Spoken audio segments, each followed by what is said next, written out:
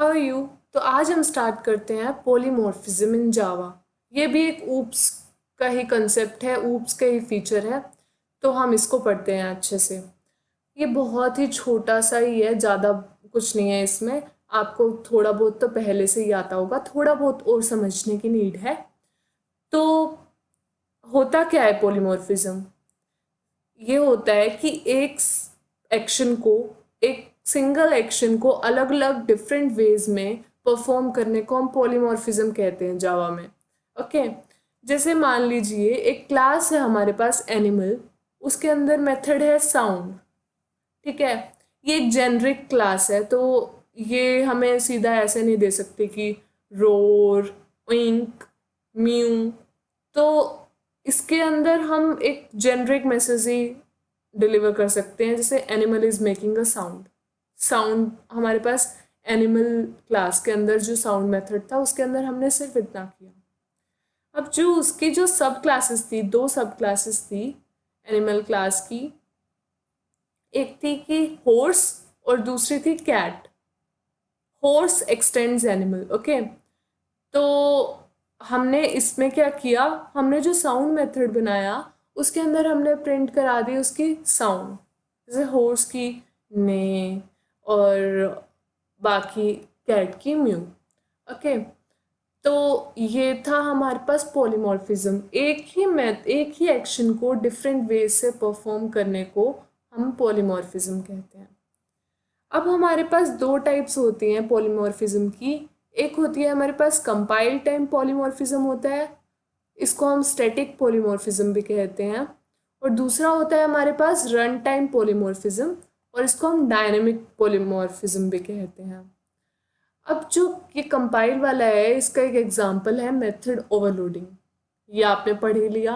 I hope आपने video को अच्छे से देखा हो और उसको अच्छे से समझ लिया हो।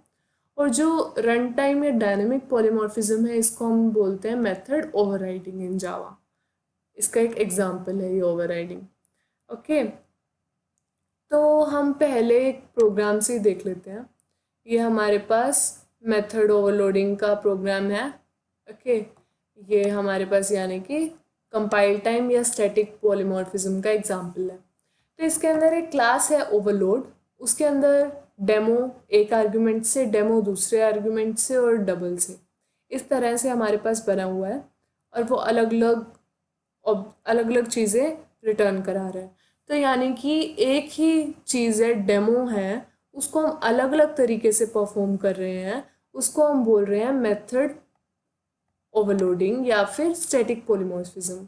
तो इसके अंदर मैं एक पब्लिक क्लास बना देती हूँ ताकि ये एग्जीक्यूट हो जाए। ये हमें इसमें ही नीड पड़ती है बेसिकली। देखिए, पहले object dot demo 10 A10 print हो गया, फिर 1020 से A एंड B 1020 प्रिंट हो गया, और लाइकवाइज। और इससे 5.5 से ये प्रिंट हो गया 5.5 B। ये देखिए 5.5 डबल में गया, डबल A स्लैश मतलब कॉलन 5.5, और इसमें आउटपुट आ गया हमारे पास रिजल्ट आ गया। तो यानी कि रिजल्ट आ गया, डबल रिजल्ट लिया हुआ है। 30.25 कैसे आ गया ये?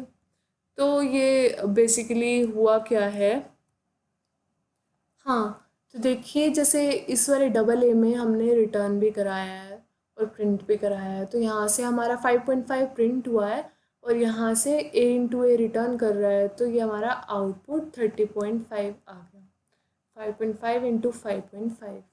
ओके, तो अब हम एक और देख लेते हैं इसी का एग्जाम्पल ओवरलोडिंग का या स्टैटिक पॉलीमॉर्फिज्म का। इसमें क्या किया हुआ है, एक कैलकुलेटर बनाया हुआ है, सिंपल कैलकुलेटर क्लास बनाई हुई है। इसके अंदर ऐड मेथड्स हैं दो, और ये सिंपल ही है, इससे कॉम्प्लिकेटेड तो आप कर ही चुके हैं, आपको ये समझ आ ही जाना चाहिए। अब हम देख लेते हैं जो दूसरा इसका टाइप था, रन टाइम पॉलीमॉर्फिज्म या डायनेमिक पॉलीमॉर्फिज्म, और इसका एक एग्जांपल होता है मेथड ओवरराइडिंग। तो एक क्लास है, जैसे कि मैंने आपको बताया था एनिमल, और वो साउंड है, एक जेनरिक क्लास है, ये हमारी जेनरिक प्रिंट कर रही है। लेकिन अब जब क्लास होर्स उसको एक्सटेंड कर लेगी तो इसने प्रिंट कराया अपने मेथड में, तो जब मैं इस एनिमल का ऑब्जेक्ट बना रही हूँ हॉर्स का रेफरेंस लेके, तो मेरे पास चाइल्ड क्लास का ही प्रिंट होता है, तो ये ने एग्जीक्यूट कर रहा है। लाइकवाइज मैंने इधर कैट को किया है, ओके, और कैट की साउंड आ रही है। तो बेसिकली जब हमें डिफरेंट हमें एक जेनरिक क्लासेस बनानी होती हैं तो भी हम इसका यूज़ करते हैं। और ये हमारा डायनेमिक पॉलीमॉर्फिज्म का एग्जांपल है, या फिर मेथड ओवरराइडिंग भी बोल सकते हैं इसको। अब एक और है इसी का